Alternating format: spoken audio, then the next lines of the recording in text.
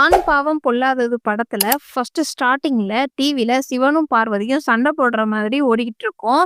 அந்த சீன்ல ஈகோ பிரச்சனையில தான் ஃபைட் நடக்கும். சிவன் தான் வந்து பெருசு, இல்ல சக்தி தான் வந்து பெருசு அப்படிங்கிற மாதிரி இந்த டிவில ஓடுற சீன் மூலமா, ஆண் பாவம் பொல்லாதது படத்துல மொத்த கதையே என்ன அப்படிங்கிறத இந்த ஒரு சீன்லயே ஆடியன்ஸுக்கு கன்வே பண்ணியிருப்பாங்க.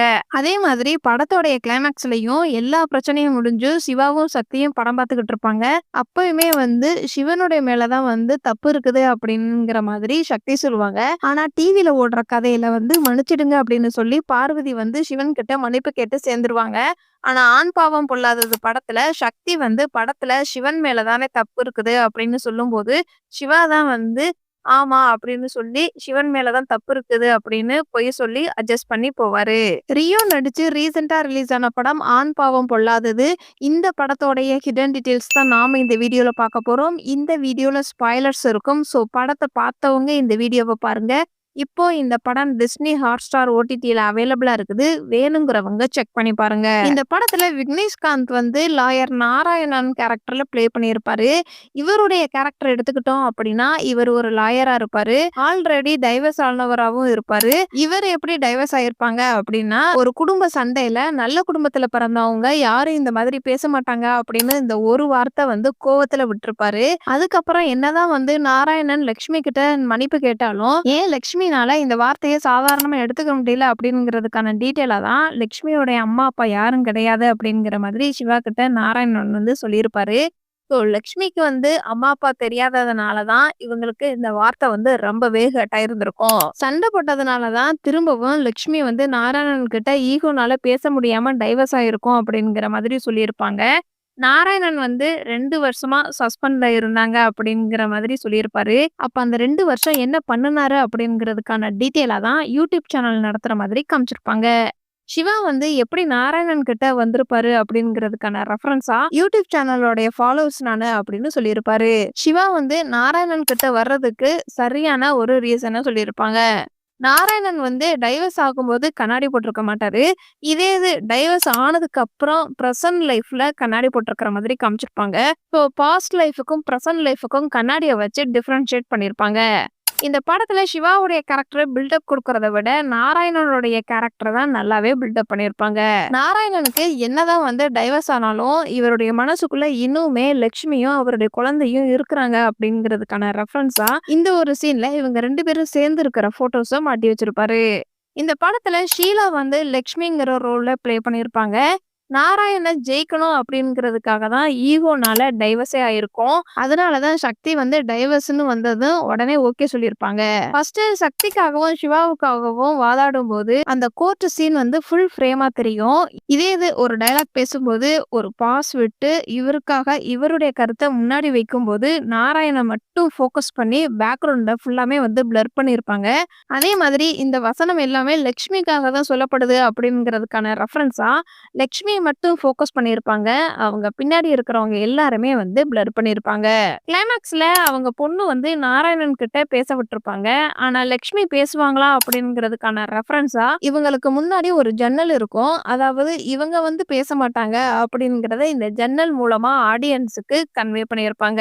அதே மாதிரி அந்த பொண்ணு வந்து என்ன சொல்லும் அப்படின்னா, டெய்லியும் ஒரு தடவை அம்மா வந்து உங்ககிட்ட பேச சொல்லியிருக்கிறாங்க அப்படிங்கிற மாதிரி சொல்லியிருக்கோம். ஸோ இது மூலமா ஒரு ஸ்டெப் கீழே இறங்கி வந்திருக்கிறாங்க அப்படிங்கிறதுக்கான ரெஃபரன்ஸா தான் டெய்லியும் ஒரு தடவை ஃபோன் பேச அலோ பண்ணியிருக்கிறாங்க அப்படிங்கிறத ஆடியன்ஸுக்கு கன்வே பண்ணியிருப்பாங்க. லக்ஷ்மிக்கு ஈகோனால தான் டைவர்ஸ் ஆயிருக்கும். அதே ஈகோனால தான் இந்த கேஸ்லயும் எப்படியாவது நம்ம ஜெயிச்சே ஆகணும் அப்படிங்கிறதுக்காக சிவா மேல ஏகப்பட்ட கம்ப்ளைண்ட் வச்சு வாதாடுவாங்க. இந்த படத்துல பாரதின்னு ஒரு கேரக்டர் இருப்பாங்க. அந்த கேரக்டர அவ்ளோ அழகா டிசைன் பண்ணியிருப்பாங்க. சக்தி வந்து ஃபெமினிசமா இருக்கிறதுக்காண்டி ஆசைப்படுவாங்க. ஆனா சக்தி வந்து ஃபேக் ஃபெமினிசமா இருப்பாங்க. இதே இது பாரதி வந்து உண்மையிலே ஃபெமினிசமா தான் இருப்பாங்க. இவங்க 2 பேருடைய கேரக்டரை எப்படி டிசைன் பண்ணியிருக்கிறாங்க அப்படின்னா, சக்தி வந்து பெரியாருடைய புக்க படிக்கும்போது மட்டும் தான் பிளாக் கலர் ட்ரெஸ்ஸ போட்டிருப்பாங்க. ஆனா பாரதியோட கேரக்டர் வந்து எப்போதுமே பிளாக் கலர் ட்ரெஸ் தான் போட்டிருப்பாங்க. சக்தி வந்து ஃப்ரெண்டு கிட்ட பேசும்போதும் தோழரே தோழரேன்னு சொல்லிட்டு தான் பேசுவாங்க அப்படின்னு சிவா வந்து இந்த ஒரு சீன்ல சொல்லியிருப்பாரு. அப்படி சொன்னாதான் பெண் உரிமைக்காண்டி நம்ம போராடுறோம் அப்படிங்கிற மாதிரி நினைப்பாங்க. ஆனா பாரதி வந்து இந்த சீன்ல லக்ஷ்மியும் சக்தியும் பாரதியோட வீட்டுக்கு வரும்போது வணக்கம் தோழரேன்னு சொல்லிட்டு தான் வருவாங்க.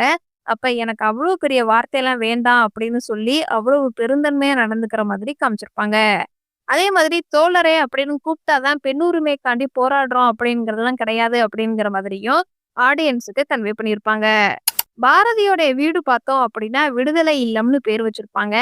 அதாவது ஃபெமினிசம் அப்படிங்கிறது வந்து பெண்களும், ஆண்களும் சம உரிமை வேணும் அப்படின்னு சொல்றது தான்.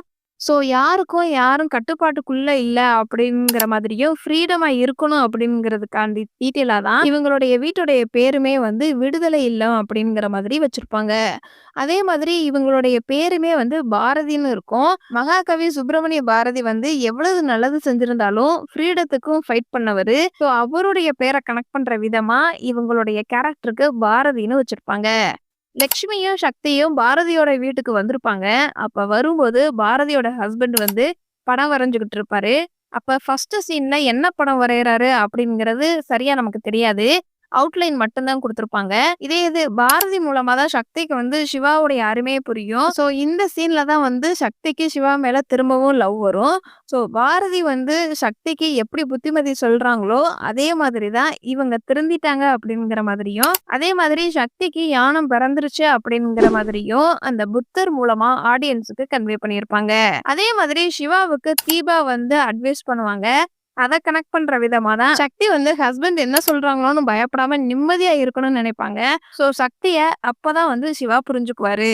இந்த சீன்ல பாரதி வந்து சக்தி கிட்ட பெண்களும் சமம் அப்படிங்கிறதுக்கு ஆண்களும் வேலை பார்க்கறதுக்காண்டி வந்திருக்கிறாங்க. நம்ம வந்து என்கரேஜ் பண்ணணுமே தவிர அவங்கள போட்டு டாமினேட் பண்ணக்கூடாது அப்படிங்கிற மாதிரி சொல்லியிருப்பாங்க.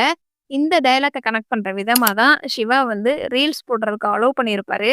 ஆனா சாப்பாடு செஞ்சுட்டு நீ ரீல்ஸ் போடலாம்ல அப்படிங்கிறத வச்சு தான் சண்டையே வரும். சக்தி வந்து கிளைமேக்ஸ்ல என்னதான் ஃபர்ஸ்ட் சிவான்னு சொல்லி கூப்பிட்டிருந்தாலும், அவங்க ஃபர்ஸ்ட் போறதுக்கு ஒரு சின்ன தயக்கம் இருக்கும். ஒரு சின்ன ஸ்டெப் எடுத்து வைப்பாங்க. ஆனா சிவா வந்து ஃபாஸ்ட்டா நடந்து வந்துருவாரு.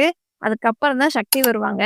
ஸோ ஒரு பெண் வந்து ஒரு சின்ன ஸ்டெப் இறங்குனா போதும், ஆண்கள் வந்து நல்லா பார்த்துக்குவாங்க அப்படிங்கிறத இந்த ஒரு சீன் மூலமா அவ்ளோ அழகா எடுத்திருப்பாங்க. அப்பா வந்து ரொம்ப ஸ்ட்ரிக்ட் அப்படிங்கிற மாதிரி சக்தி வந்து சிவா கிட்ட சொல்லியிருப்பாங்க.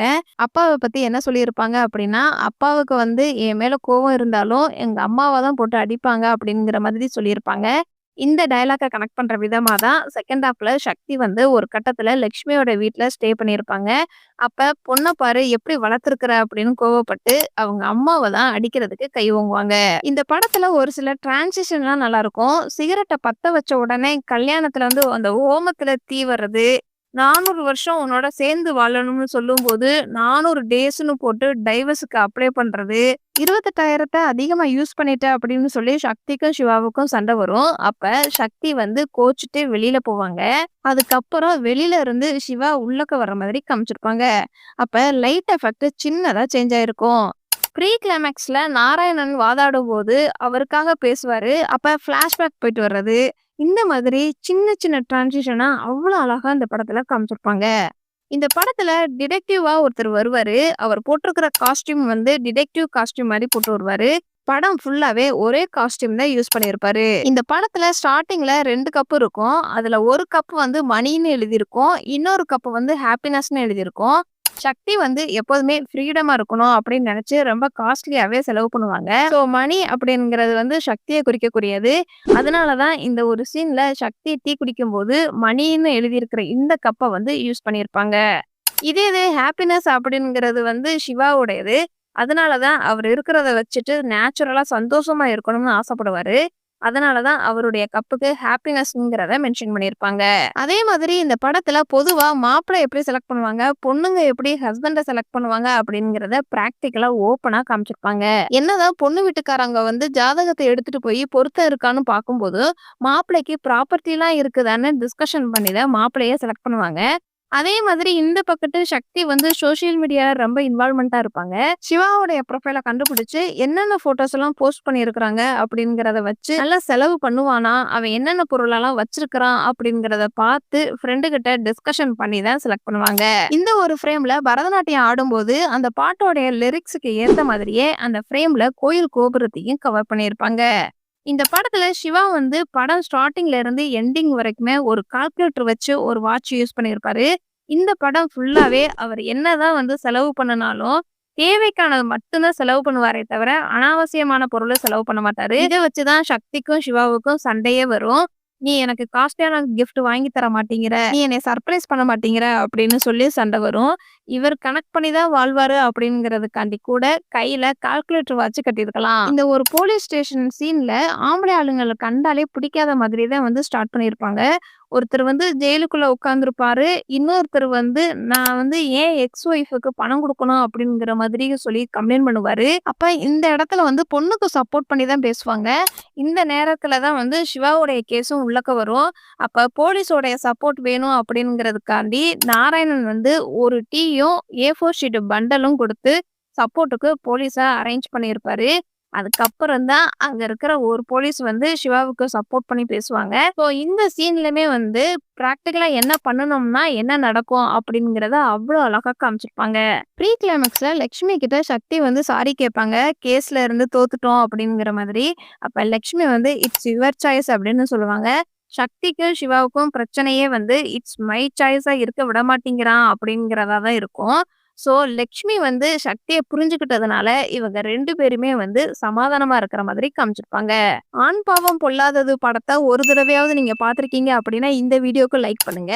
இந்த படத்துல நடிச்ச எந்த கேரக்டரும் உங்கள ரொம்ப இம்ப்ரெஸ் பண்ணுச்சு அப்படிங்கிறத கமெண்ட்ஸ்ல சொல்லுங்க.